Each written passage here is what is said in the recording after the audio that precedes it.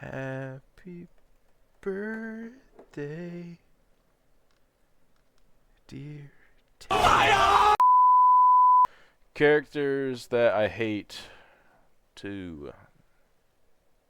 Let's get it. That I hate. As some of y'all may know, I made a video a few months ago where I discussed characters that didn't rub me the right way, really grinding my gears. One could even say it didn't tickle my fancy. So today I will be adding to that list and finally addressing a character that I've wanted to address for such a long time. And I'm not gonna waste your time. Let's get straight into it. Scrappy is just irritating. He's not Yo, I get that Scrappy is a little bit crazy sometimes, but I do not think Scrappy gets the credit he deserves. Scrappy is just trying to help out the gang. Scrappy is just trying to be like Scooby-Doo and like do his part to help out, cause these two doofuses ain't gonna do it. Scrappy's the only one that I've actually seen put up his dukes, bro.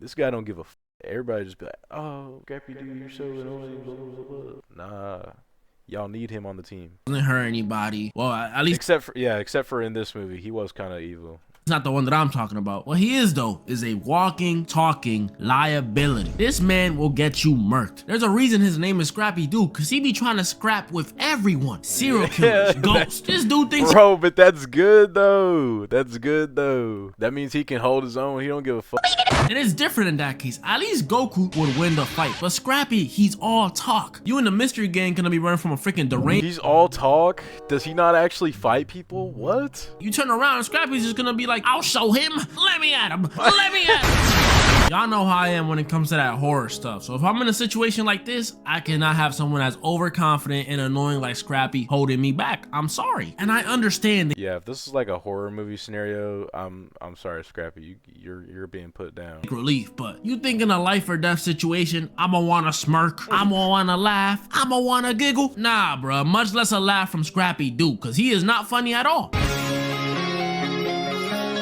Do I have to explain this? The Deep is a bad human. F tier, literally. Bro, he is like, as the seasons go on, he has become like a terrible character, but... Mention what he did, cause, ew. The Deep has to be the...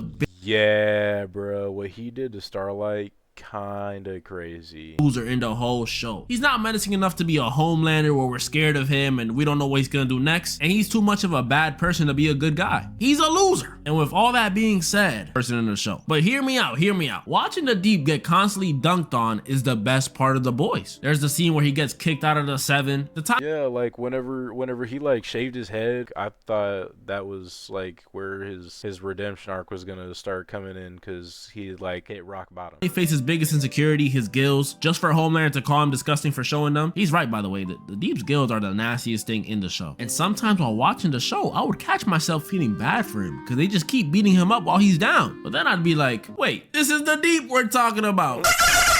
My personal favorite scene is where the Deep is trying to break out this dolphin from, I don't know, Nah, bro, I felt so bad for the Deep when this happened, cause bro like loves the sea creatures. This fucking dolphin flies through the window when he gets brake checked, and he did all that work to rescue the dolphin. She just flies through the window. And he's talking to it, telling him how he's gonna be okay, and he's almost free, and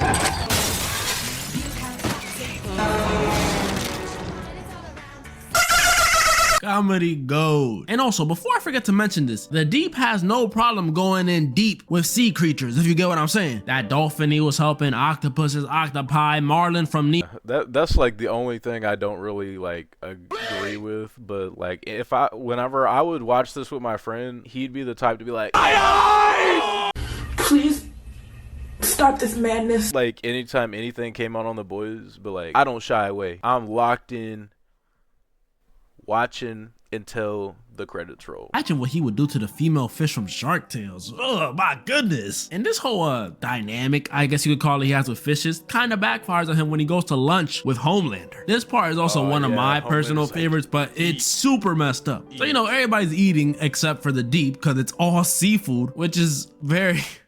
so messed up. Bro. But to make it up to him, Homelander had his chefs make a very special meal for the Deep. A Korean delicacy, actually. A live octopus. But what made it worse is this is no ordinary octopus. This is the Deep's he would give him the Marlon treatment, to say the least. Timothy. And Homelander wants him to eat him alive. I'm sorry, RIP my boy Timothy. This part is super disturbing, but it is so hilarious. Comedy gold. But yeah, the deep sucks. Some of y'all already know how I feel about season 1 Amber. Okay, I don't think Amber gets the credit she deserves either. Personally, did not think Amber was a hateable character. I understood she wanted to have a relationship. She wasn't understanding that Invincible and him have 2 different lives, so it just wasn't gonna work out. Like, I feel like that's what made her not a hateable character, because they both were wanting this and they just couldn't because it was putting her in danger. But Eve's dad, oh my God, I hate him so much, dude. Every time they would roll to a new scene and like Eve's coming over to say hi to her family because she hasn't seen him in a while, or she's coming over to help out around the house, everybody's on board with Eve except Daddy-O. Why the are you yelling at your daughter for giving you gold bananas? Gold bananas. She's trying to help you out of poverty. She's trying to help you make ends meet. And yeah, I get it. You don't like superheroes. You don't like the fact that your daughter was born with powers, but she's got them. Get over it. Message.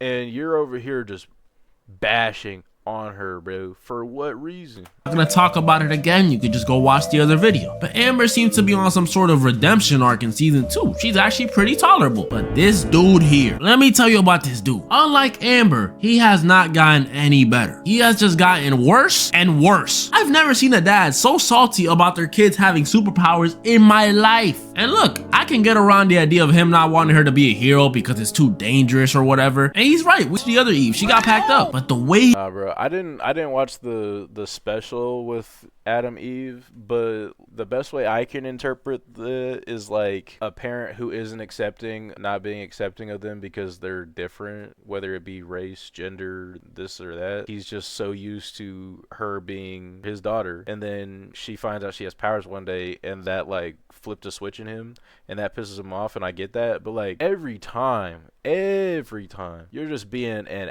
asshole to her, and she's just doing nothing but trying to help you and get some love. this concern is, and then in the newest season, she's like, yo, I need a place to stay and I miss y'all, and you're not gonna keep treating me like this. I thought what was gonna happen was he was gonna be like, oh, I'm glad you're home. I was wrong. Bro's like, oh, fine, but no powers in the house.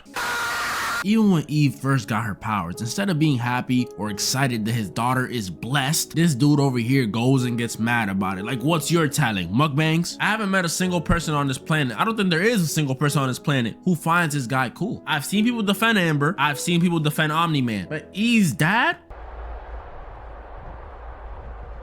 What annoys me the most about him is that he doesn't want any help from her. Your daughter can literally create anything. Like in episode 2 of season 2. You don't have to work a regular 9-to-5 job. She literally made this dude a 24K gold apple that he could probably sell for a few bands and not have to work at that stupid burger place. And I'm all for being a provider for the family, but if someone gave me a winning lottery ticket, you think I'm not gonna take it because I'm the man of the house? Get out of here. I don't like him. I don't know how they're gonna make him better, but at least he's not as bad as the next. Something crazy has got to happen to Eve to make him redeemable, because right now he's just, every season's just been a blow.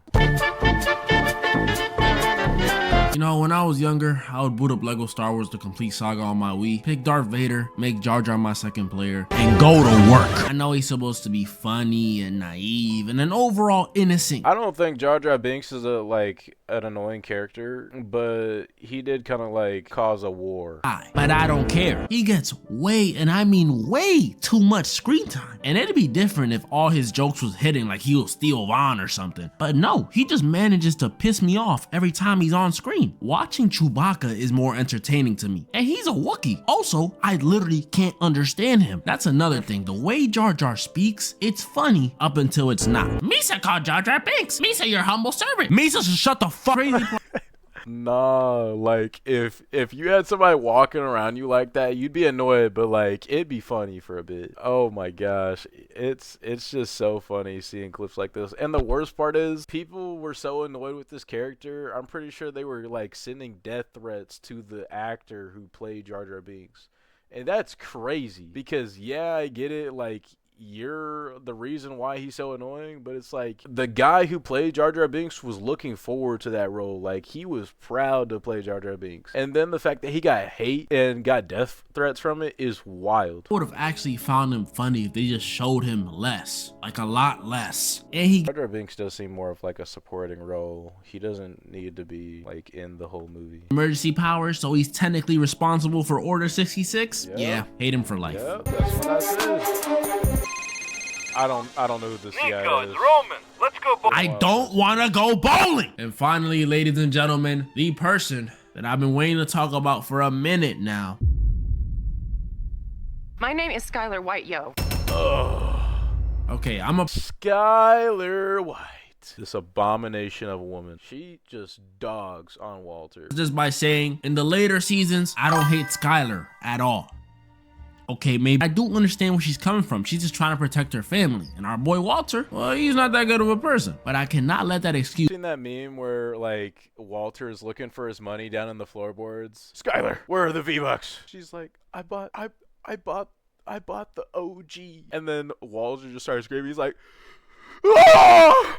Thing she did between season 1 and season 3. Season 1 through 3, Skylar was just unbearable. A lot of people dislike her because she was stopping Walt from getting the bag, but honestly, I could care less. I love him, but my boy Walter is a criminal. Lock him up. There were other little Bro, Walter White, as much as he's like also a hateable character, he was also one of my favorite characters. Like, I love to hate him and I hated to love him. Him and Jesse Pinkman were like my favorites in that show. she did that really got on my nerves. First off, the veggie bacon thing. What seemed like at first as a little diet change to lower our cholesterol, attain a healthy lifestyle, was really a cover-up for Skylar's controlling nature. If Walt didn't become Heisenberg, what was next? Veggie burgers? Veggie pizza? Veggie water? Secondly, she smoked while pregnant. I cannot begin to express to you how much this pissed me off the first time I watched it. And this was on her own accord too. There's no, well, if Walter had it, then shut up. Like something happened and she was just like, oh, I need to go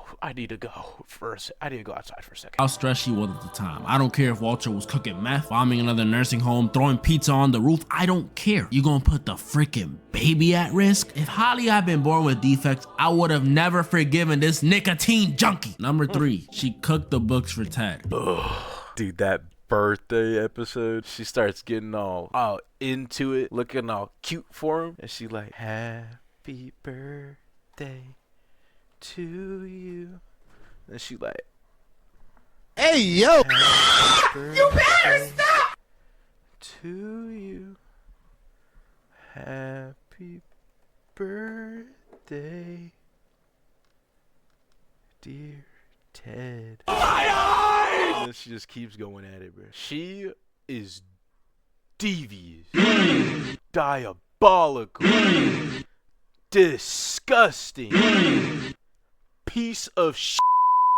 Me off so much when I was watching this, and not because she was And then she also moved Walter's money. That would have pissed me off. If I'm a mob boss and you move my money, what? It's cause she's a hypocrite. She was only committing this crime for Ted when she's already shown to us several times that she doesn't like when people around her break the law. When Marie stole that tiara, she was a monster. Walter wants She like tore her sister into the ground whenever she found out that she was stealing. meth on the side, he's the literal devil. But when our glorious King Ted Beneke does something though, it's hands down you gotta help him. If you a criminal, you a criminal. Just stand on business. But you're not about to be out here judging people for being criminals and you a criminal yourself. But by far, the worst thing that Skylar did in the whole series is, say it with me now, the birthday scene. I bet y'all thought I was gonna say she Yep, that scene, yep. It annoyed me, don't get it twisted, but this affected me in the real world. While watching this, my skin was crawling, I was gritting my teeth,